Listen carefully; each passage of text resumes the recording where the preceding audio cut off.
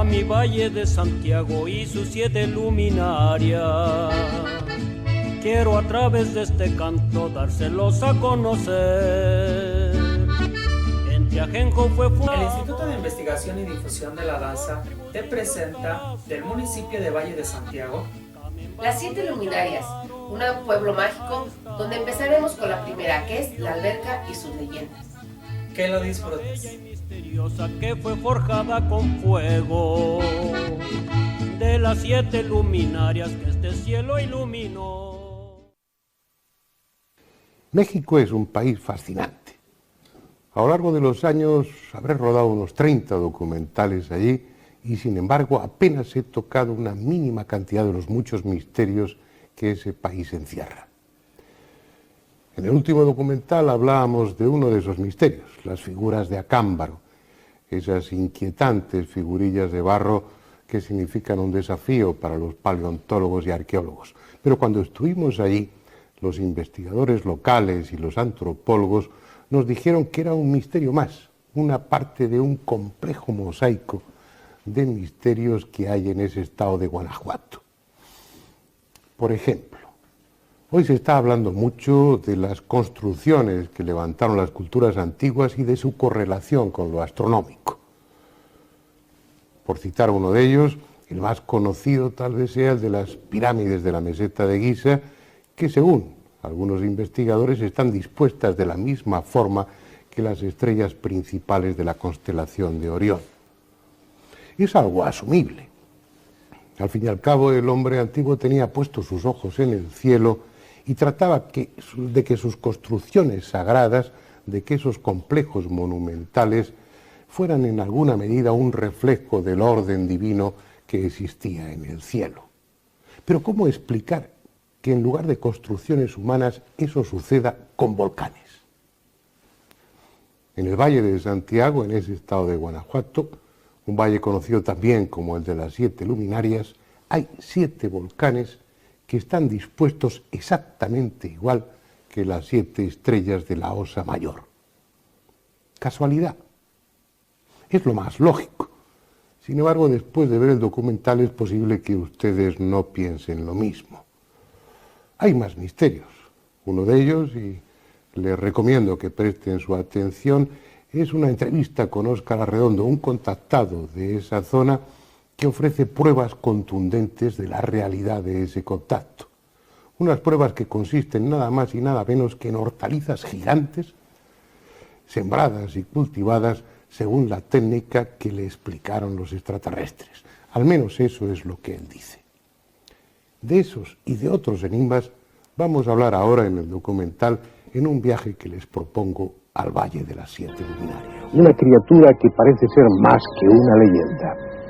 Por eso, mientras parte del equipo dedicaba su atención a Acámbaro, Juan José Benítez salió de Ciudad de México con dirección al Valle de Santiago para investigar la posible existencia de ese pariente del monstruo del lago Ness.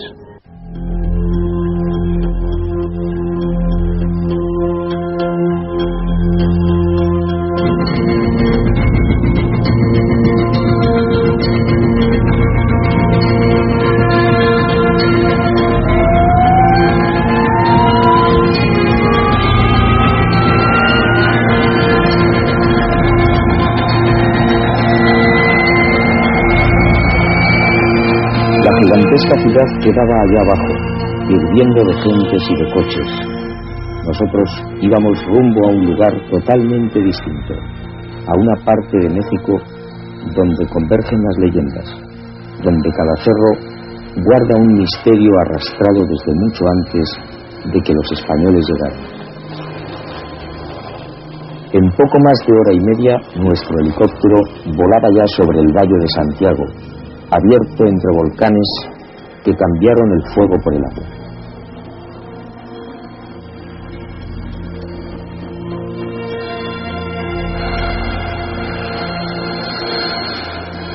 La ciudad, que tomó el mismo nombre de Valle de Santiago, también en el estado de Guanajuato, como la cercana Acámbaro, parece descansar a la acogedora sombra de uno de esos volcanes dormidos, cuyo cráter se transformó en laguna.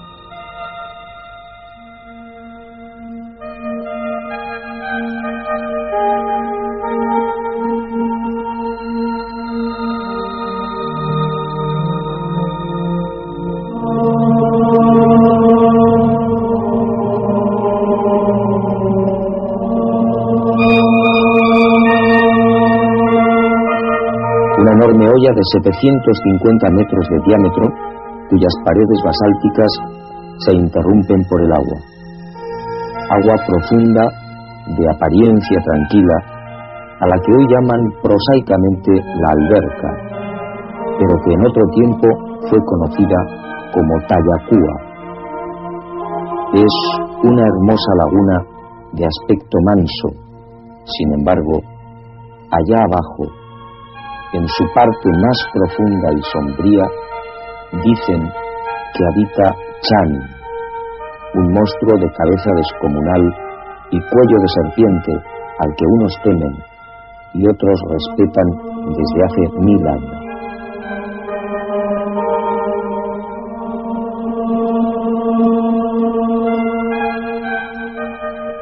Por extraño que parezca, bajo las aguas de este lago cráter mora una extraña criatura cuya antigüedad no es completamente conocida, pero de la cual tenemos testimonios toltecas y mayas de 1000 años a la fecha. Bajo el agua adopta la forma de una serpiente monstruosa y aquí permanece de septiembre a mayo. En mayo se transfigura para convertirse en una serpiente de viento que ha de traer las nubes sobre las sementeras del maíz que constituye nuestro sustento, que constituye nuestra carne. Y así, el día 26 de septiembre, cuando el Chan regresa a esta alberca a guardar el agua que ha de servir como reservorio para la próxima temporada de lluvias, la gente agradecida viene a ofrender al Chan las primeras semillas del maíz tierno, los elotes, los tamales, en testimonio de su grandeza y de su compasión para con el pueblo, porque le ha dado el agua.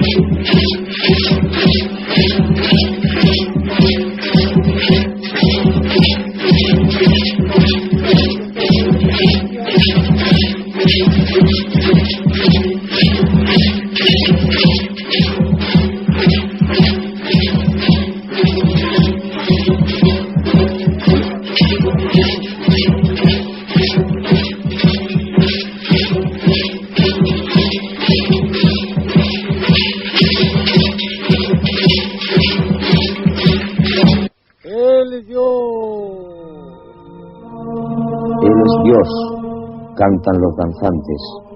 El monstruo es Dios.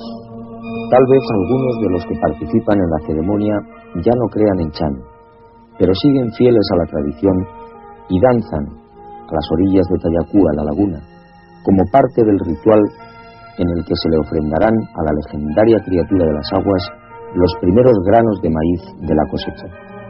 Chan fue magnánimo una vez más y les trajo la lluvia, y ahora se la devuelven simbólicamente porque ya no la necesitan y arrojarán al cráter agua procedente de los 4 volcanes que rodean la laguna, agua de los 4 vientos, de los 4 puntos cardinales, las que han amasado ese primer maíz recogido. A pesar del esfuerzo de los misioneros por cristianizar el culto al monstruo del lago, la memoria mágica de esta serpiente continúa viva en los habitantes del valle. La Iglesia, no contento con esto, llegó incluso a levantar una cruz para exorcizar al espíritu de esta serpiente. Sin embargo, los habitantes de esta comarca siguen celebrando esta festividad. Los responsables de la Iglesia llegaron incluso a bautizar a la alberca con un nuevo nombre para evitar los ruidos misteriosos que se producen especialmente por la noche. No contento con esto, realizaron una nueva ceremonia simbólica casando en matrimonio a la alberca con el cerro de Culiacán, situado a unos 8 kilómetros de aquí.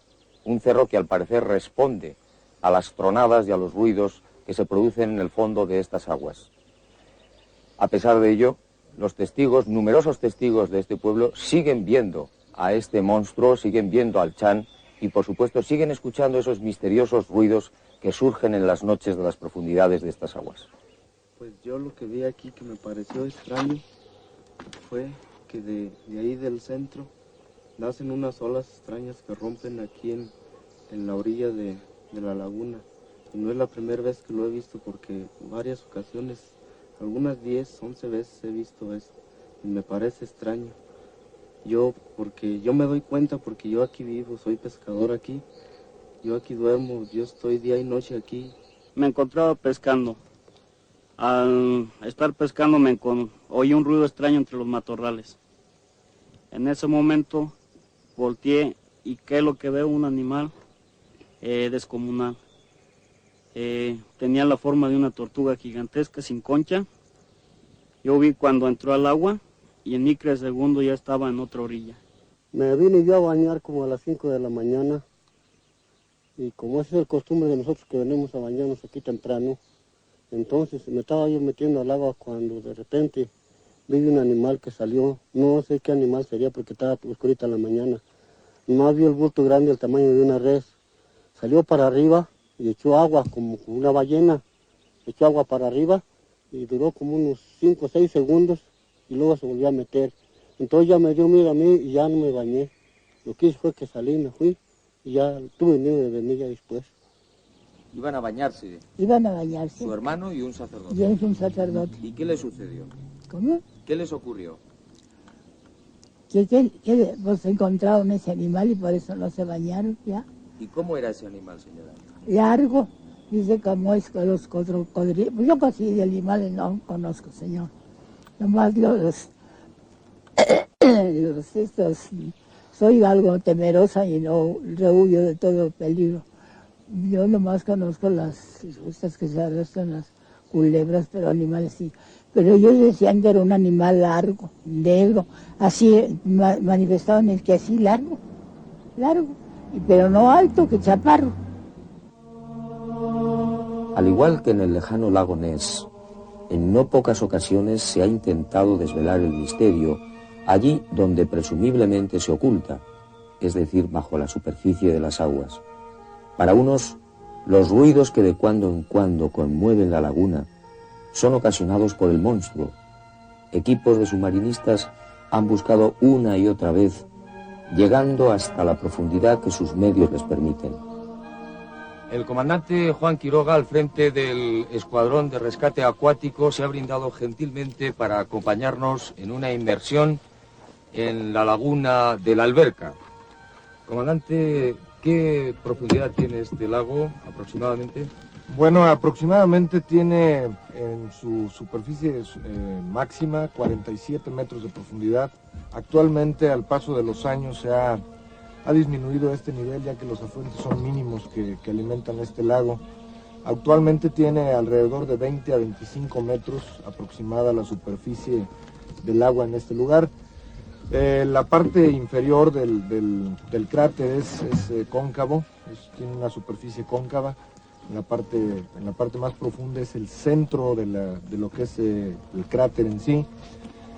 Su composición del agua, sus características son, normalmente tiene mucho sodio, mucho calcio.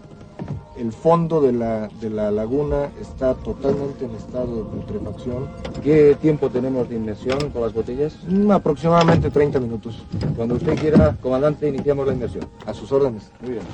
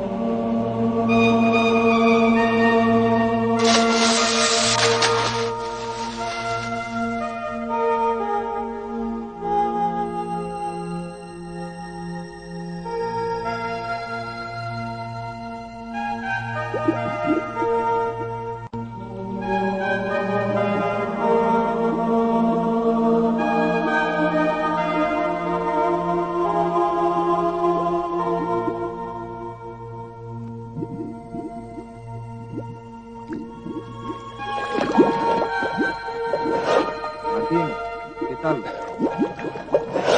Martín, ¿qué tal? Está muy peligroso aquí abajo. Todavía a los 5 metros hay un poco de visibilidad. Y a partir de ellos ya está muy lodoso, hay mucho fango acá abajo.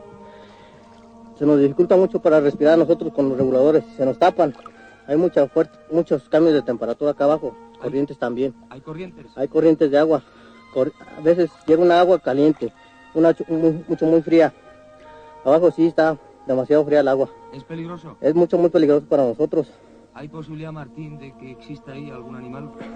Pues posiblemente hay algún animal por ahí.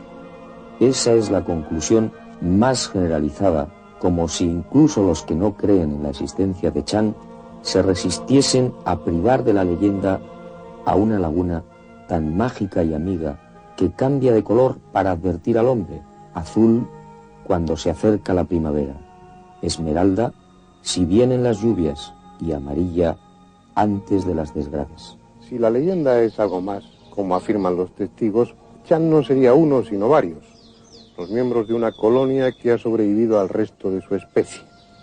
De no ser así, habría que abrir un capítulo nuevo en la zoología que se ocupase de los monstruos de los lagos.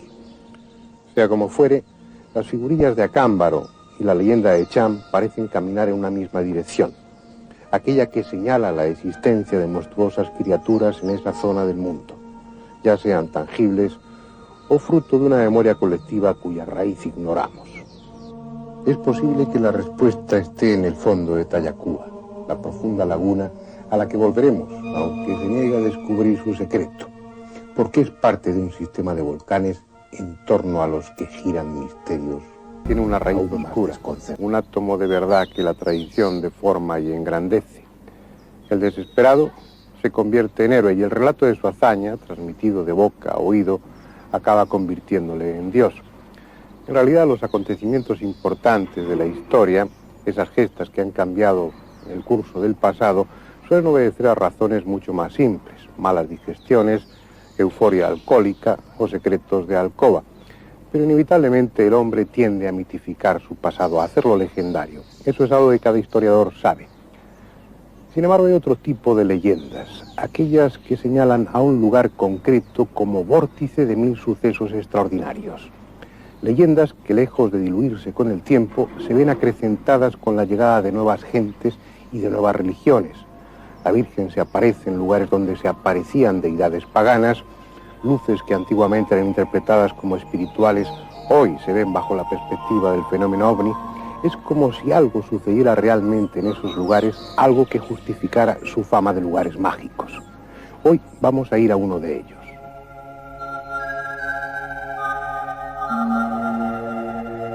Esto es Camémbaro, llamado también el país de las 7 luminarias.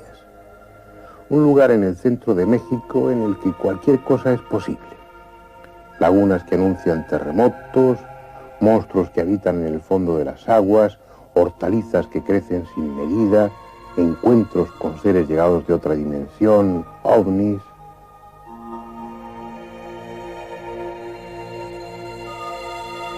Las 7 luminarias son el recuerdo de 7 volcanes que en otro tiempo estuvieron encendidos y hoy duermen un silencioso sueño, cediendo a algunos su cráter apagado para que en él se instalen el agua o los cultivos. Aunque claro está, la leyenda desde otro origen más romántico. Dicen que Camémbaro era un antiguo hechicero, un chamán reverenciado y poderoso que tenía 7 bellas y virtuosas hijas. Hasta que un día por el oriente apareció un apuesto guerrero, Culiacán. Y como era de esperar, las 7 doncellas se enamoraron de él. Y Culiacán, que además de héroe debía tener un punto de locura, prometió su amor a las 7 y marchó en busca de 7 rosas con las que sellar su compromiso. Los dioses, quién sabe si celosos o compadecidos de Culiacán, convirtieron a las 7 doncellas en 7 volcanes, y a él mismo, cuando regresó, le transformaron en un cerro que aún lleva su nombre. De esa forma, esas 7 doncellas que ardieron de amor estuvieron ardiendo como volcanes durante milenios, hasta que un día los dioses sintieron clemencia o murieron, porque los dioses mueren cuando los humanos se olvidan de ellos y los volcanes se apagaron. Aunque el origen de esos volcanes sea legendario, lo cierto es que esos 7 volcanes, esas 7 luminarias, están situados de tal forma que se relacionan con las estrellas y plantean un problema de colosal envergadura. Accidentalmente descubrí, pues me di cuenta de que los 7 volcanes tienen la forma de la constelación de la Osa Mayor, y lo comenté con algún grupo de las personas investigadoras de ahí, del Valle de Santiago. Les pregunté qué había acerca de las leyendas, que si se sabía algo, que si había algunas historias mágicas en torno de estos volcanes. Y me enteré entonces que es una zona que tiene enorme cantidad de leyendas y que realmente la presencia de las 7 luminarias ha sido un motivo siempre de llamar la atención y de atracción de visitantes a esta población que se llama Valle de Santiago. Después me puse a hacer un estudio porque realmente era una pues yo pensé que no podría ser una coincidencia, ¿no? Cada 1040 años la Osa Mayor se coloca exactamente arriba de las 7 luminarias. Esos 7 volcanes están distribuidos geográficamente igual que las 7 estrellas que componen la Osa Mayor. Además se da la circunstancia de que cada 1040 años la Osa Mayor coincide encima de las 7 luminarias, de los 7 volcanes. Así es. Y ese periodo de 1040 años es un periodo que las tradiciones antiguas mexicanas, mayas, aztecas, daban una tremenda importancia. Sí, le llaman el gran ciclo. Ellos sabían, entonces se puede deducir que existía esa relación entre los volcanes y la Osa Mayor. Absolutamente lo sabían, lo conocían. Pero eso implica 2 posibilidades. Uno, que sea pura casualidad, lo cual es difícil admitir, y la otra posibilidad es que esos volcanes no estén ahí casualmente, sino que alguien los haya colocado para que se produzca esa coincidencia. A mí me parece que estuvieron colocados y que simbolizan los 7 planetas que precisamente cada 1040 años entran en conjunción con la estrella de Aldebarán. Sería tanto como atribuir un origen artificial a esos 7 Yo se volcanes. los atribuyo artificial. Y ligado, sí, por supuesto, con los dioses de las antiguas tradiciones, esos dioses así es, venidos de fuera. Exactamente, así es, porque además esto cobra sentido cuando se piensa que todo el establecimiento de las ciudades en el territorio mesoamericano obedecen precisamente a esa concepción cósmica.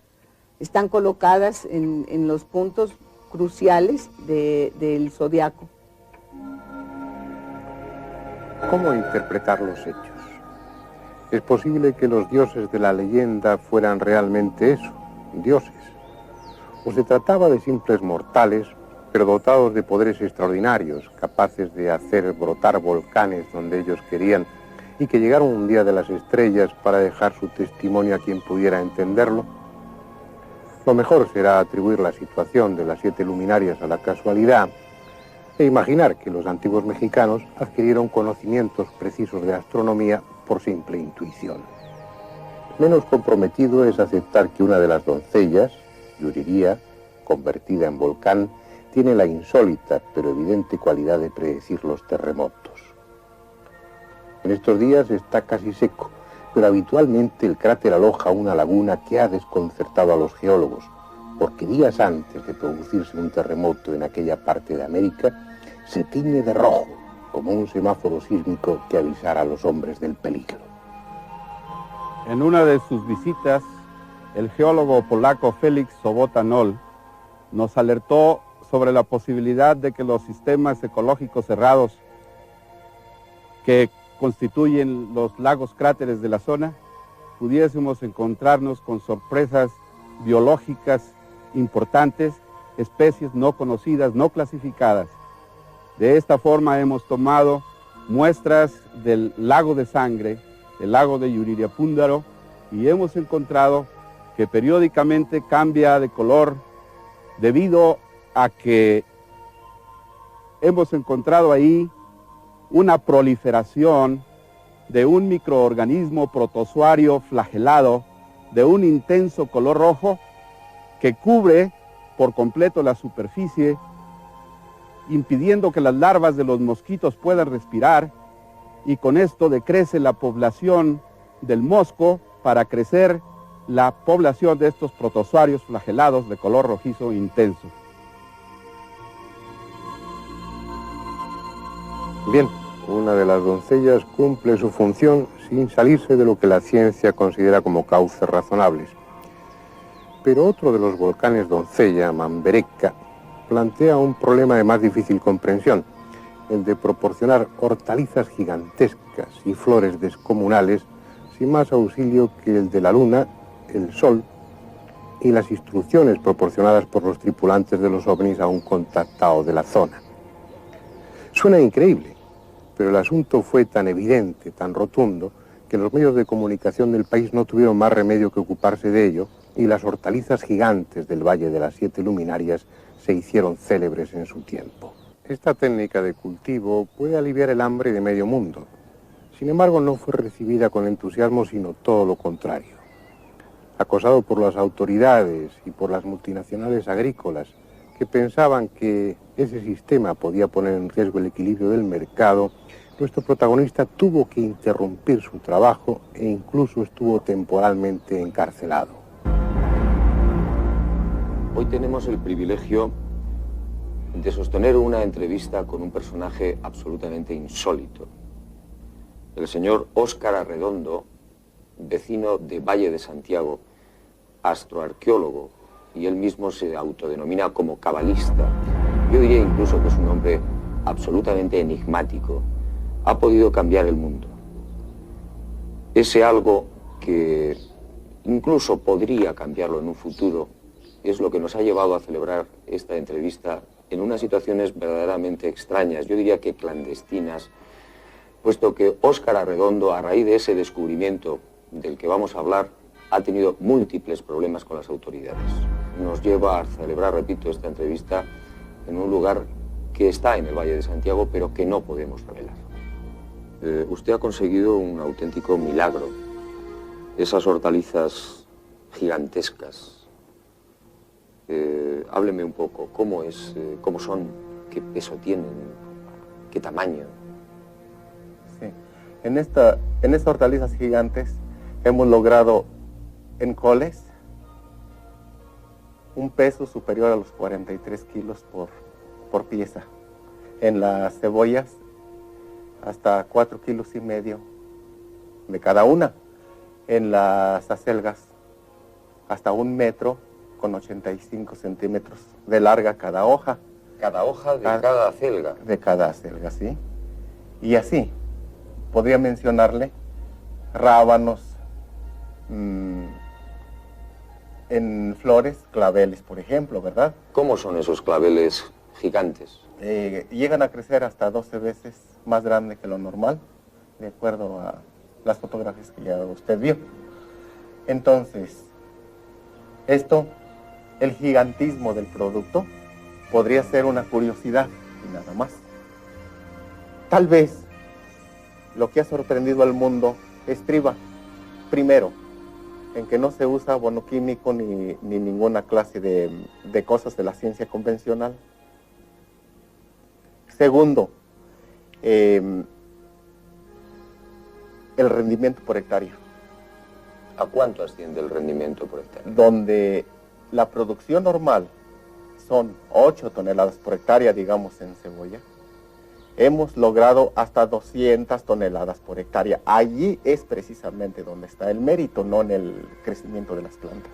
¿Y esas verduras, esas hortalizas, tienen el mismo sabor, tienen las mismas condiciones que las normales? A la opinión de la cocinera del campo de Tangaznec, en el estado de Tamaulipas, donde fuimos a hacer una demostración, son más blanditas de cocerse, son de mejor sabor y se cultivan en el tiempo que una verdura normal.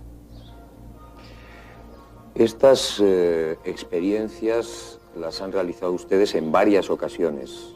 ¿En cuántas oportunidades han comprobado usted que esto es cierto, que aparecen esas acelgas que casi hay que llevarlas en camioneta, esas coles que no las puede soportar un hombre, sino a veces hasta 2 hombres?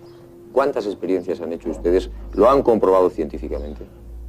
Las personalidades que pueden dar aval de lo que nosotros hemos demostrado son a nivel mundial y de personas de reputación que no admiten duda. Por ejemplo, la demostración oficial se hizo en el año de 1977 en el estado de Tamaulipas, promovida por el secretario de Agricultura y Recursos Hidráulicos de aquel entonces, Francisco Merino Rábago, cuando estaba en la presidencia López Portillo, José. En aquel entonces se especuló mucho acerca de esto. En realidad les impresionó bastante. Quisieron ver si podía exportarse esta técnica a otros estados, ya que se especulaba que solamente aquí era posible tal prodigio. Porque decían que quizás era la influencia de los volcanes, de esta topografía extraterrestre que tenemos en este lugar tan enigmático, tan misterioso y tan alucinante. Otros decían que había sido un platillo volador el que se había posado en singular terreno, y al haber dejado energetizado el campo, solamente allí se producía esto. Quiso el ministro de Agricultura, por instrucciones presidenciales, acabar con mitos y hacer una demostración en un campo neutral. Se hizo en el campo de se llama Campo Experimental de los Aztecas, en Ciudad Manuel. Es decir, ¿cuál es la fórmula, Óscar, para conseguir eso? Es una fórmula cósmico-astrológica que consiste en una fórmula y una técnica. Una fórmula para energetizar la semilla y una técnica para sembrar de acuerdo a la ubicación cósmica astrológica afín al producto que se va a sembrar. Por ejemplo, una cebolla. ¿Cómo se hace técnicamente para conseguir una cebolla de 4, de 5, de 6 kilos? La cebolla corresponde a la rama de los tubérculos vegetales que se reproducen por bulbos. Al decir la fórmula de la cebolla, estoy diciendo de la fórmula de todo lo que se reproduce por camotes. Se energetiza el producto con el sol hasta darle un punto de energetización exacta. Es decir, se deja la semilla al sol. ¿Cuántos días? ¿Cuánto tiempo? Depende de la calidad de la semilla, depende de la intensidad del sol, hasta que agarre cierta consistencia, cierto color. ¿Qué color? Por ejemplo, en tubérculos podría ser un color verde. Muy bien, ya hemos conseguido el color verde. ¿Qué hacemos ahora? Inmediatamente ya tenemos el color. Si sembráramos sin técnica esa semilla, obtendríamos una cebolla de unos 3 veces más del peso normal. Pero ahora vamos a sembrarla con la técnica cósmico-astrológica. Se siembra el producto del momento en que el sol nace hasta el momento que esté en el cenit únicamente. Ahí se suspende la siembra.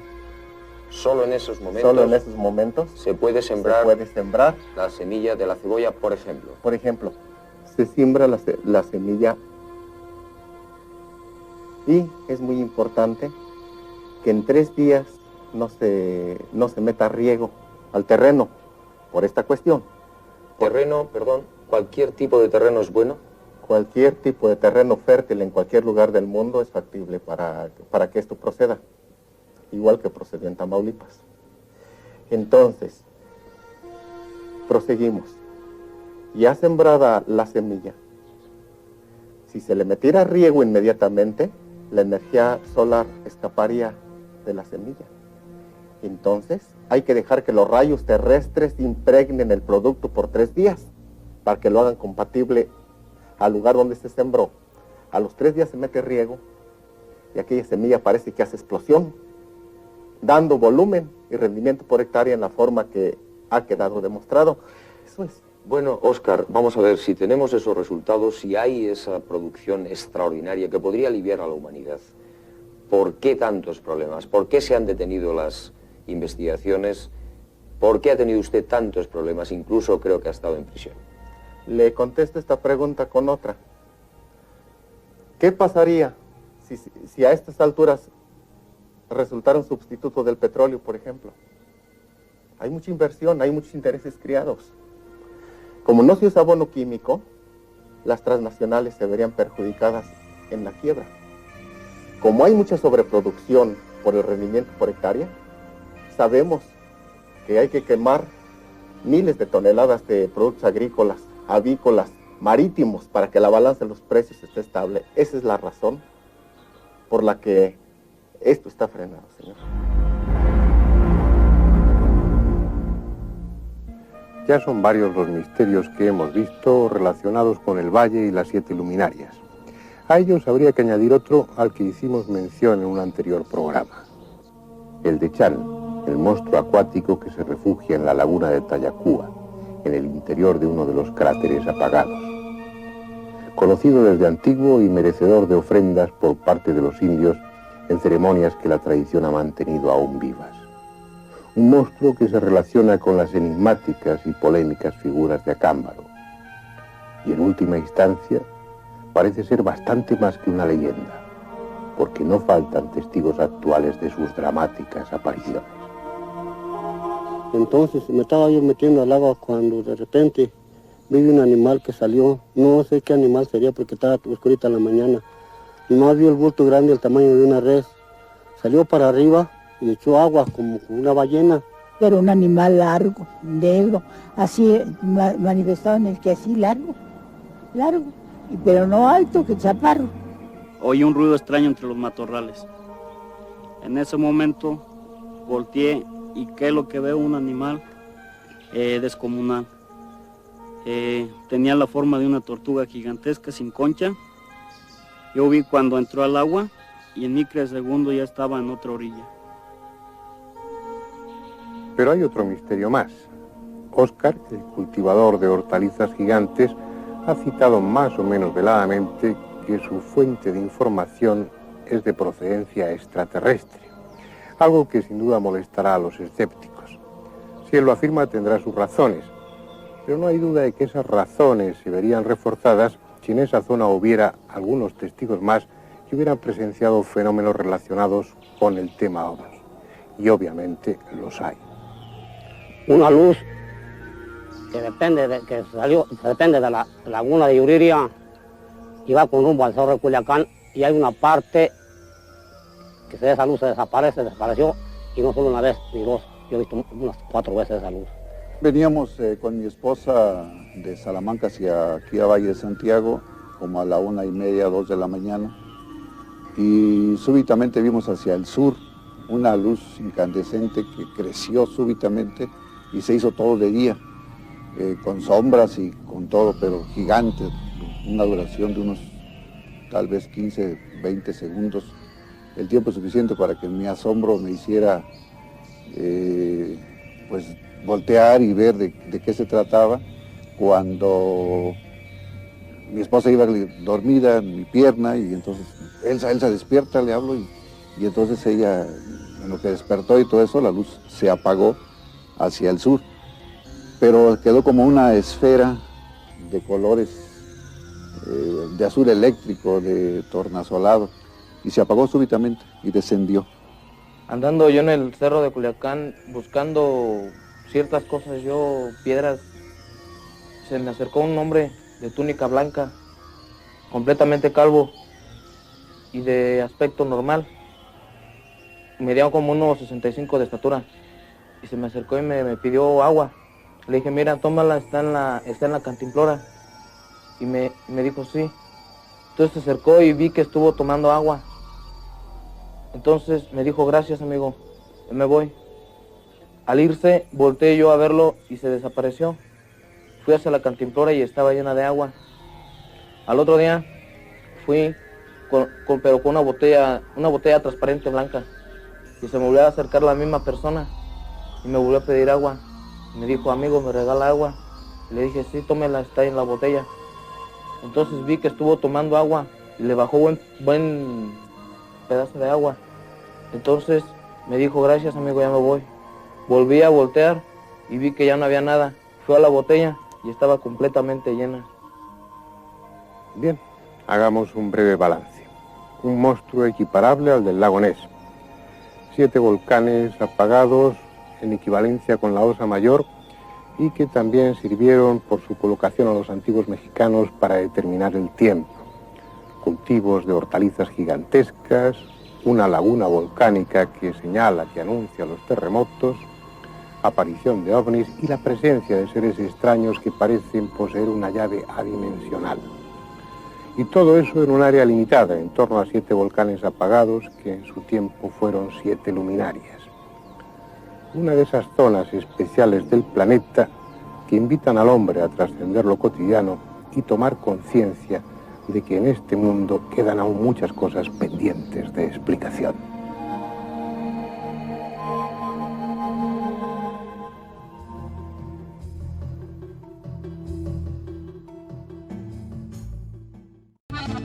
A mi valle de Santiago y sus 7 luminarias, quiero a través de este canto dárselos a conocer. Entre Ajenjo fue fundado por tribus de indios tarascos, Camembaro le llamaron a esta línea.